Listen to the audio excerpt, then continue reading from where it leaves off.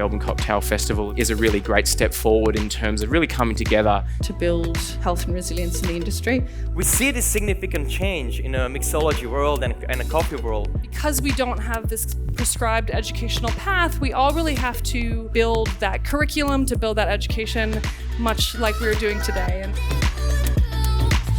So using these digital tools, we can understand the ergonomics, the efficiency and the metrics of the bar, and then also start to collaborate worldwide. We're learning about the importance of mental health, sustainability for our bodies, our minds, for the produce that we use.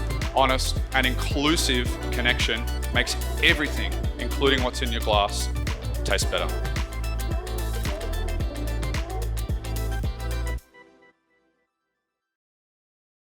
I'm really excited to be here. I think this is an amazing festival, and I think I'm really excited about the fact that we have this as bringing us all together, and also Worksmith works hard to make sure that the industry is cohesive and healthy, so it's just wonderful.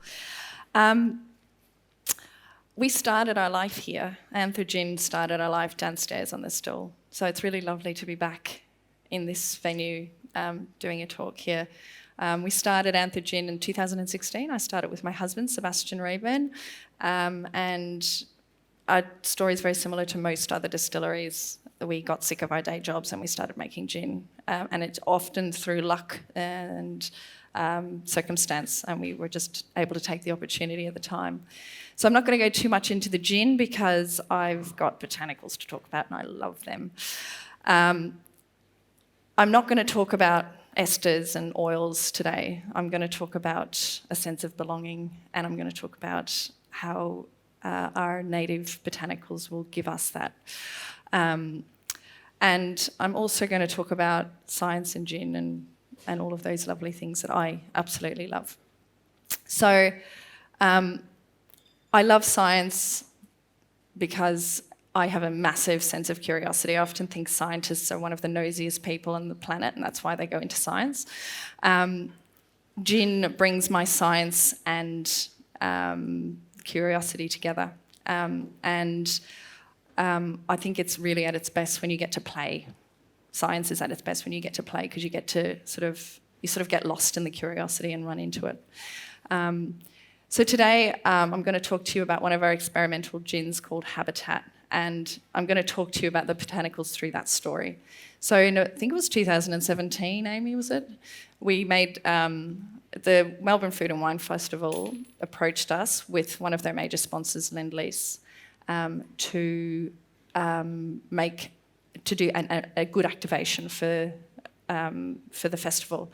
And so what we did was we got together with Cam Smith from Triple R, who has Eat It, the program Eat It, which has been running for 25 years. So the three of us got together and hatched a plan. And the plan was we were going to grow a botanical garden, a gin botanical garden made up of native plants, and we were going to grow that on the rooftop of one of the Docklands high-rise buildings.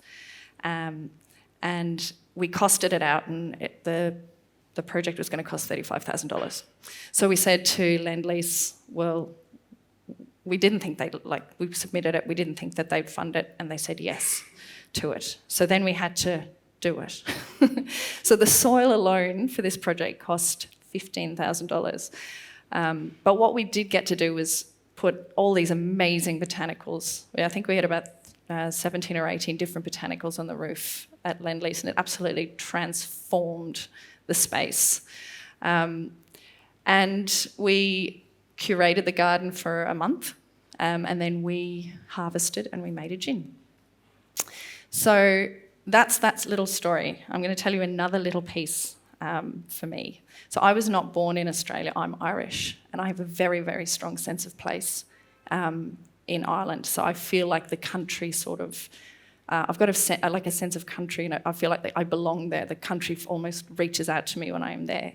And I've never felt that here, and I've been here for 30 odd years. So I've never felt that sense of belonging in Australia until we did this project.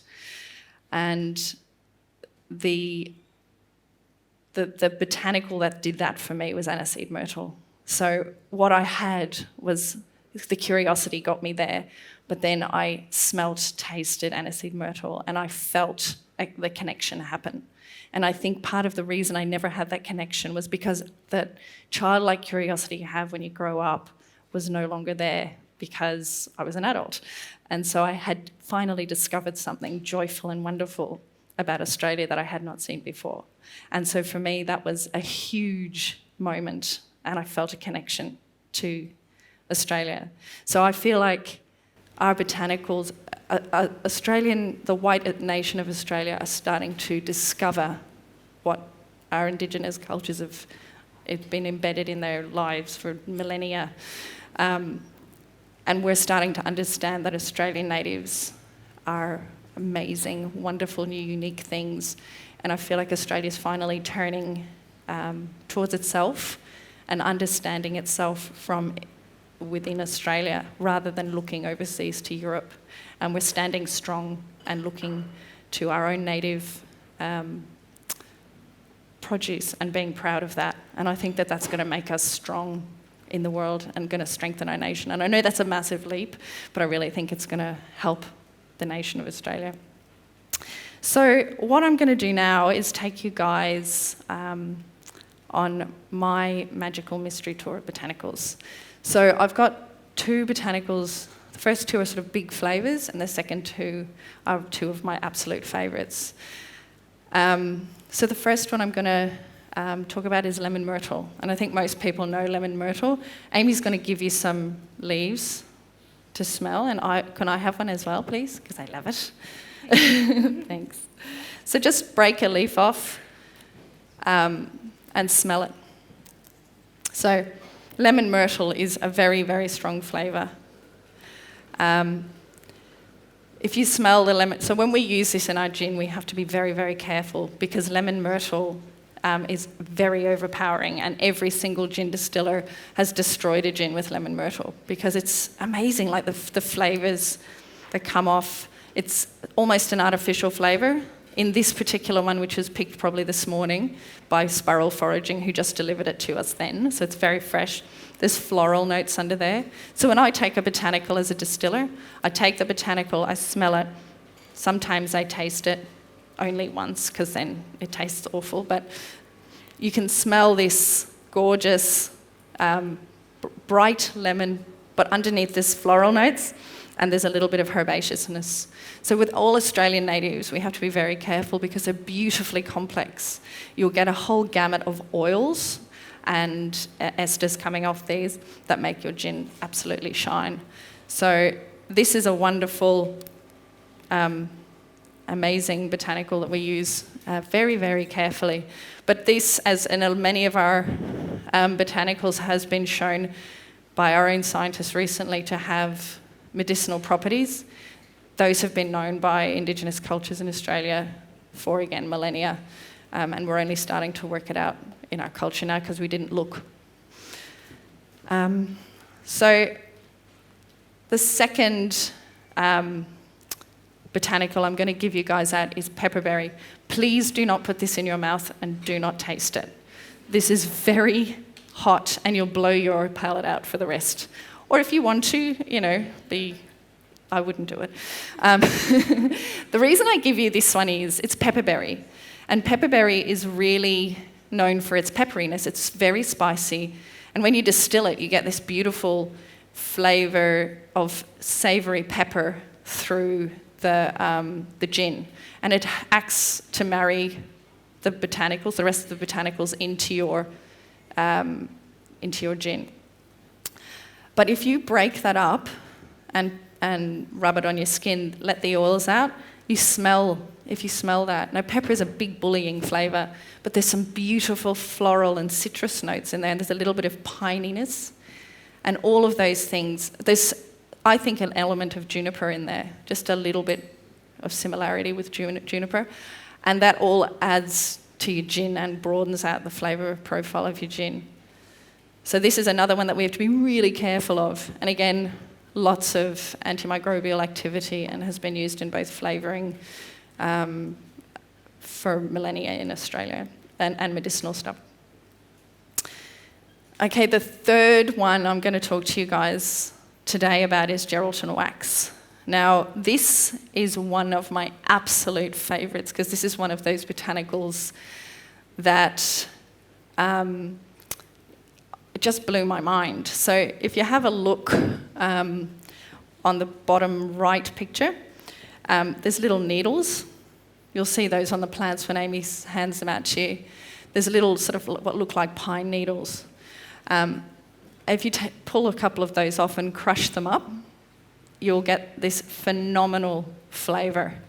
So this is quite a nice young plant. When it's a bit older, it's not as fragrant. The thing about this plant is just crush them up and smell them. The thing about this plant is it smells artificial. It smells to me like yellow Skittles. And the first time I smelled this, I was, what the heck's going on here? This thing shouldn't be growing on a tree. Yellow Skittles don't grow on a tree. So of course we had to distill it. And when we distilled it, the most glorious, soft citrus flavour. So when you smell it, break it up and smell it, there's another gamut of there's sort of a grassiness in there. There's the high, soft, sherbety citrus notes that you'll get from Skittles. And that soft citrus note is what distills. So you can, if you put that in your gin, you get this gorgeous citrus over the top. It's one of my absolute favourite things in the entire world is Geraldton wax. And fortunately, it's becoming invasive in the sense that in other parts of Western Australia, which I think is going to make a very good botanical crop. And then this is my sort of epiphany botanical aniseed myrtle. So as the name suggests, it's aniseed flavoured. Now I haven't tasted this year's crop, but when I tasted that last year, in 2017, if you break the leaf and smell it, and then put the leaf in your mouth and taste it. So you'll get aniseed on the nose, taste the leaf, you'll get like a sweet flavour, and it's quite a strong sweet flavour, and then over the top of that will come the aniseed myrtle. But if you notice, you'll notice the licorice flavour first, but then you're going to get a whole heap of other flavours underneath that. So the dominant flavour is aniseed, but underneath you'll get a whole lot of other herbaceousness, which is again a characteristic of Australian natives.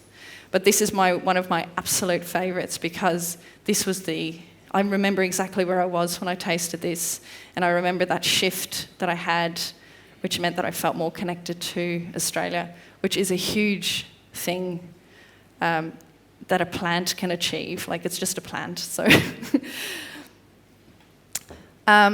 so I think as we move forward as an industry, I said we're at a very, very exciting point in time. As a distiller, we're in a burgeoning industry.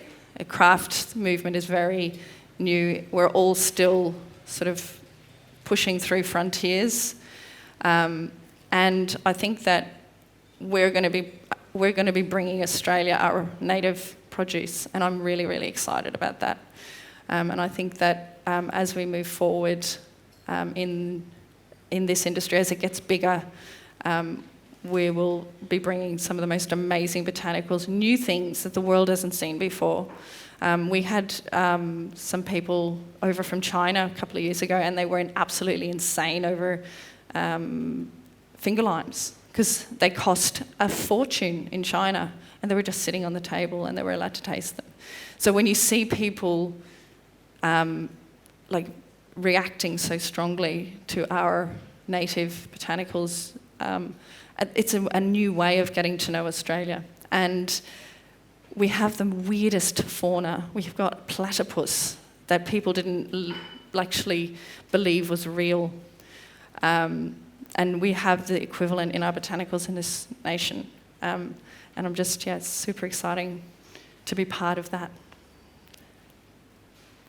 So I just want to say massive thank you to the Melbourne Cocktail Festival for making this possible. I think it's a really great way for us all to get to know one another and also to build health and resilience in the industry. I think that's really, really important.